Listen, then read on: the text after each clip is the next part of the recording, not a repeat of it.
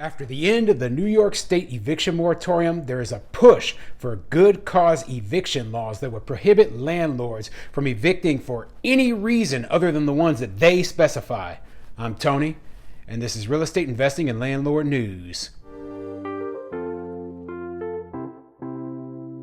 All right, so I'm going to be going over the topic of the good cause eviction laws that they're trying to pass up in New York State right now. So, as you know, I've actually gone over the story, the subject before, but I just want to keep bringing it up because this is something new that's being pushed up in New York State, and you're going to start seeing it in other parts of the country. I know that right now in California, there are some localities that already have this sort of law in place, but the thing about the good cause eviction law, not only does it prevent the landlord from evicting a tenant unless they have certain reasons that they can meet, but they have to renew the lease for a tenant. So if the tenant, they're let's say they have a 1-year lease on the property, you have to renew it. And they throw in rent control measures in there too, saying that, if you try to raise the rent more than a certain amount, then that goes as that counts as like a constructive eviction, and you can't do that. So now somehow they've integrated rent control into this eviction law, and all this has come about because of all of the stuff that went on with the eviction moratorium. And basically what they're trying to do right now is keep as many tenants into these properties and take away landlords' property rights.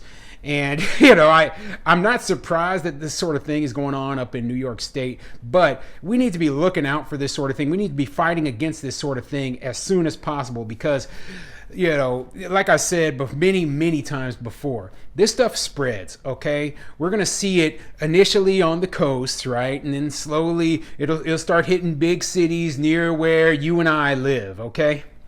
Now, before I get into the article, go ahead, hit the like and subscribe button if you haven't already. Maybe leave a comment down below and let me know what you think of this sort of good cause eviction law, okay? I mean, I've ripped it apart so many times, but, are you seeing this sort of thing where you live, or is something like this already in place where you live, okay? If it is, tell me about it. Tell everybody about it. We want to hear the problems with it. We want to know more than just my opinion. I want to hear everyone else's opinion as well. So, this article is coming from multihousingnews.com, and it says, New York weighs good cause eviction law. Yeah, and it's a bad deal. But let's see what the article says about it. With the expiration of the federal eviction moratorium in late August and New York State's eviction moratorium on January 15th, housing advocates seeking to protect residents' rights are pushing for the New York State legislature to pass a law that would stop evictions without good cause, prohibit steep rent increases, and provide automatic lease renewals in most cases. The so-called good cause eviction legislation could apply to nearly every rental building except for owner-occupied properties with less than 4 units. Among the more controversial elements of the proposed bill is setting a standard for rent increases at 3% or 150% of the annual inflation rate, whichever is higher. Landlords who want to raise rents higher would have to justify those increases in court, where they could be deemed unreasonable. Landlords and property managers say the legislation amounts to a form of rent control. They also say it limits landlords in which residents they choose to remove and punishes good residents if they cannot evict a troublesome one. It may also mean fewer repairs and upgrades will be made in buildings and units and could end up creating a lack of affordable housing. Yeah, all of these laws that they put in place thinking, this is going to make housing more affordable and let people stay in their homes, it actually creates the opposite problem. It actually makes less affordable housing available to the majority of people, because what you have is these people and they're staying in housing longer than they need to because they have these rent controls in place.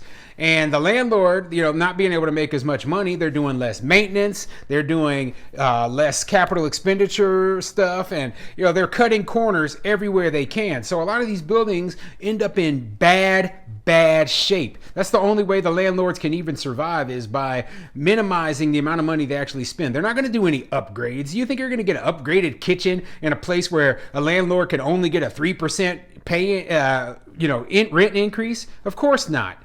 Okay, the landlord's going to do the bare minimum. You're going to have that same stove from 1970, that weird off-green colored stove. That's all the landlord's going to be able to have in there. And if it breaks down, they ain't going to get a new one. They're going to go either get that old crappy one repaired, or they're going to go down to the used appliance store and get the cheapest one they can find. See, this is what happens with rent control, and this sort of good cause eviction policy. All it is it's a backdoor rent control for the entire state. Okay, now some of the other things that they're talking about, yeah, you're going to have bad tenants in there that you're going to be unable to remove. They're going to be stuck in there, and then the other tenants, they're going to suffer. And the landlord themselves is going to suffer because they've got someone in there who is basically an enemy and doesn't like them in some cases. Okay, and that is not a good relationship. A landlord-tenant relationship needs to be at least one of mutual respect. And in these sort of cases where the tenant has more power than the landlord, well, it's a recipe for disaster. This is perceived as rent control by anyone who works in the multi-housing industry, said Michael Johnson, communications director for Community Housing Improvement Program, an association representing about 4,000 owners and managers of more than 400,000 small and mid-sized, mostly rent-stabilized rental properties in New York City. It's unnecessary, it's damaging, and it hurts the residents. Ultimately, these buildings are going to deteriorate, and it will limit the availability of affordable housing to people in need, said Kenneth Finger, a real estate attorney with the White Plains, New York law firm Finger & Finger, who represents landlords. Yeah, and it absolutely will deteriorate, okay? So I don't know exactly how this good cause eviction thing works, but, have they even discussed what happens when a property changes hands? So let's say, for example, you're a small landlord such as myself, right? And you own a 4-unit, non-owner occupied building up in New York somewhere, okay? And you've just bought this building from another property owner. It's fully occupied with tenants right now, but it was being under rented. So the rents in the place were about $500 a month, less than what the market dictates. So what you want to do is you normally would go into the building, right? And as the leases expire, you don't renew those leases, and you upgrade those units, make them nicer, put in new appliances, fix them up, etc. And then after the unit is upgraded, you put a new tenant in there at the higher $500 a month higher rental price that is the market rate. Okay? And what that does is eventually, after all the former tenants are removed, you're able to have a higher value property. You have your property entirely upgraded, and all of the rent income that's coming in is giving you more cash flow. So yeah, that's exactly why people buy real estate. But when they put these kind of good cause eviction laws into place, you buy a property, and guess what? The government is telling you, well, now, no, you cannot remove the former tenants from this building. It is against the law to remove this former tenant. You have to renew the former landlord's lease. Yeah, because the former landlord, they have a lease in place, and this doesn't meet the good cause eviction guidelines, so you cannot remove them. So you can't remove the tenant to upgrade the unit. On top of that, with the new owner, you can't raise the rents more than the 3% that they said that you could do it. So you can't even get that $500 a month, even if you somehow were able to increase the increase the rent, etc. You just can't even raise it up to the $500 a month more. You might be limited to $100 a month. So it takes away all incentive to upgrade it. It makes it impossible to upgrade it, but even then, even if you were able to upgrade it, it takes away the incentive to do so, because you're not going to ever be able to raise the rents to the market level. So you're screwed. You're completely screwed. So what's the thing that most small landlords are going to do? We're just not going to buy, at least not